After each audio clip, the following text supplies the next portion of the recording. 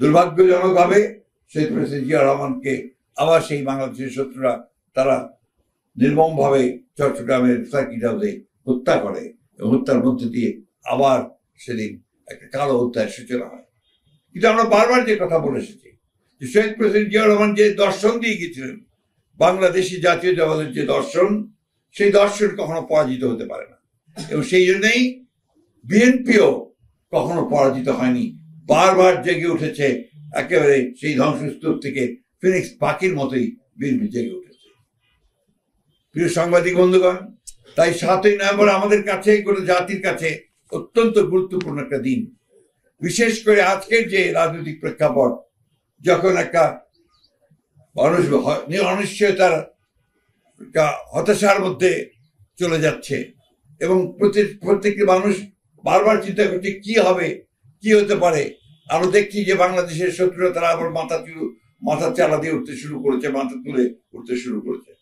আমরা দেখছি যতই সময় যাচ্ছে ততই বাংলাদেশে একটা অ্যানার্কিক সিচুয়েশন, একটা পুরোপুরি একটা নৈরাজ্য সৃষ্টি করার অপচেষ্টা চলছে।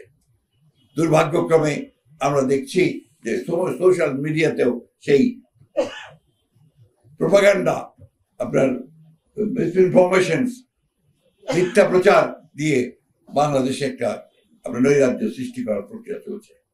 আজকে তারই প্রেক্ষিতে 7ই নভেম্বর আজকে আমাদের কাছে অত্যন্ত গুরুত্বপূর্ণ।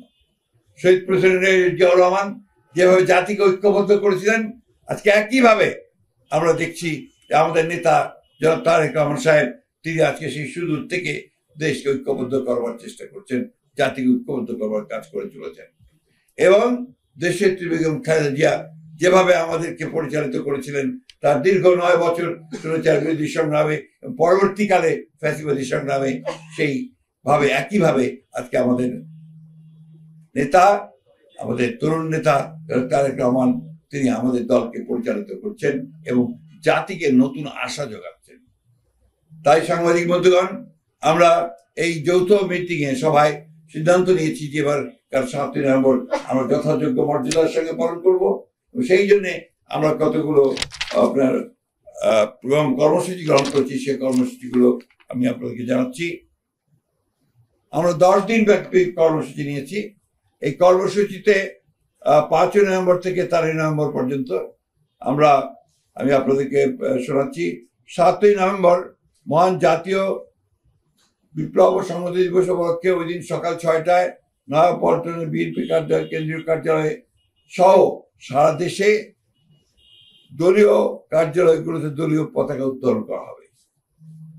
2 নম্বরে দিবসটি উপলক্ষে 7ই নভেম্বর সকাল 10টায় দলের জাতীয় নেতৃবৃন্দ সহ সকল পর্যায়ের নেতাকর্মী মহান স্বাধীনতার ঘোষক সাবেক রাষ্ট্রপতি শহীদ প্রেসিডেন্ট জিয়াউর রহমানের মাজারে পুষ্পস্তবক অর্পণ করবেন ও ফাতিহা পাঠ করবেন।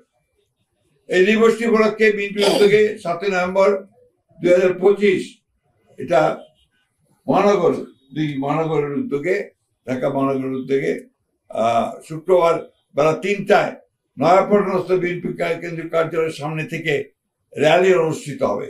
ওই দিনই সারা দেশে বিএনপির উদ্যোগে জেলা উপজেলা পর্যায়ে র্যালি অনুষ্ঠিত হবে। এছাড়াও দিবসটি উপলক্ষে দলের অঙ্গ সহযোগী সংগঠন স্ব উদ্যোগে আলোচনা সভা, অন্যান্য কর্মসূচি পালন করবে। এর মধ্যে শ্রমিক দল 5ই নভেম্বর আলোচনা সভা করবে, ছাত্র দল 8 নভেম্বর টিএসসিতে আলোকচিত্র 7 ও 8 এবং আলোচনা সভা টিএসসিতে, ওলামা দল 9 নভেম্বর এতিম শিক্ষার্থীদের মাঝে শিক্ষা উপকরণ বিতরণ করবে, তাঁতি দল 10 নভেম্বর আলোচনা সভা করবে, কৃষক দল 11 তারিখে আলোচনা সভা করবে, জাসাস 13 তারিখে শহীদ মিনারে সন্ধ্যায় সাংস্কৃতিক অনুষ্ঠান আয়োজন করবে। আর ইতিমধ্যে 12 তারিখে ঐতিহাসিক 7ই নভেম্বর জাতীয় বিপ্লব সংহতি উপলক্ষে বিএনপির উদ্যোগে 12ই নভেম্বর 2025 বুধবার চীন মৈত্রী সম্মেলন কেন্দ্রে আলোচনা সভা অনুষ্ঠিত হবে। এছাড়াও এই 7ই নভেম্বর উপলক্ষে ডকুমেন্টারি, ভিডিও, স্থিরচিত্র, প্রিন্ট মিডিয়া সহ ফেসবুক, ইউটিউব, অনলাইনে অনেক ডকুমেন্টারি প্রকাশ করা হবে। এর মধ্যে 7ই বিপ্লব সংহতি উপলক্ষে পোস্টার ও প্রপত্র প্রকাশ করা হবে।